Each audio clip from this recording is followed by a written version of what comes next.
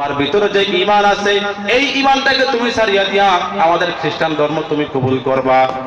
যদি তুমি খ্রিস্টান ধর্ম কবুল করো আমি তোমাকে 3টা পুরস্কার দান করব। কয়টা পুরস্কার? 1 নম্বর পুরস্কার হইল আমার যে রোমের সাম্রাজ্য, বড় রোম সাম্রাজ্য, এই রোম সাম্রাজ্যের অর্ধেক মালিকানা আমি তোমার নামে লিখিয়া দিব। 2য় নম্বর পুরস্কার হইল আমার একটা কন্যা সন্তান আছে, যুবতী মেয়ে, অনেক সুন্দরী। আমার ওই মেয়েকে তোমার সাথে আমি বিবাহ দান করিব, যদি তুমি রাজি থাকো। এই গেল 2 নম্বর পুরস্কার। 3 নম্বর পুরস্কার হইল যে বিয়ের দিন আমি অর্ধেক, বাকি অর্ধেক রোমের বাদশার মালিক আমি তোমাকে বানিয়ে দিব। এই 3টা পুরস্কার আমি তোমাকে দান করব যদি তুমি তোমার ঈমানকে ছাড়িয়া দিয়া আমাদের খ্রিস্টান ধর্ম কবুল করো। বলো আব্দুল্লাহ, তুমি কি রাজি কিনা?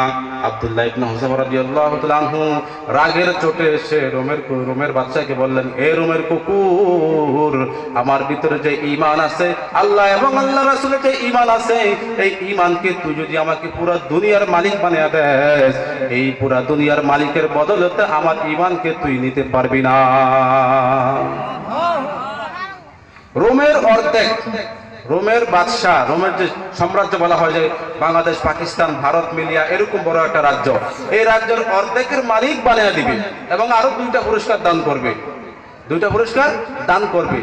এই যদি অফার যদি আমাদের মধ্যে কারো দেওয়া হতো, আমারে বা আপনারে দেওয়া হতো, তাহলে বলতে বাদশাহ সাহেব আমি রাজি আছি। আমি কি আছি? রাজি আছি। সকালে আমরা ঈমান আনছি, বিকালে যদি কোনো ব্যক্তি বলে যে তোমার আমি 1 লাখ টাকা দিব, তোমার ঈমানটা ছেড়ে দাও, আমরা রাজি আছি। আছি কি নাই? আমাদের ঈমান এত দুর্বল, কিন্তু সাহাবায়ে কেরামদের ভিতরে তাদের ঈমান এত মজবুত ছিল যে পুরো দুনিয়ার মালিক বানানোর অফার দিয়েছে, কিন্তু তারা এই অফারকে কবুল করে নাই। যখনই আব্দুল্লাহ ইবনে হুযাফা রাদিয়াল্লাহু তাআলা আনহু বললেন, এরে রোমের কুকুর, আমি অফার মানব না, বাদশা তখন রাগান্বিত হইয়া বললেন, কি ব্যাপার তোমার এত বড় স্পর্ধা, তুমি আমার সাথে এমন কথাবার্তা বললা? জল্লাদকে ডাক দিয়ে বললেন, রে জল্লাদ, তাকে নিয়ে তুমি জেলখানার ভিতরে আটক করে ফেলো। খাবারও দিবা না, পানিও দিবা না, দেখি সে কয়দিন বাঁচতে পারে, দেখি সে অনাহারে কয়দিন থাকতে পারে, আমি একটু দেখবো, পরীক্ষা করে দেখবো। জল্লাদ সাহেব তাকে নিয়ে জেলখানার ভিতরে আটক করে দিয়ে রাখছেন। ডাক্তারকে বাদশা সাহেব জানিয়ে দিয়েছেন, তুমি মাঝে মাঝে গিয়ে তার একটু চেক আপ করিয়া দেখো তার অবস্থা কি রকম।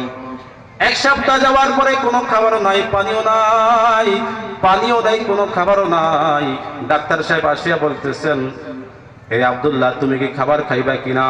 আমি তোমার জন্য খাবার আনতে যাইতেছি।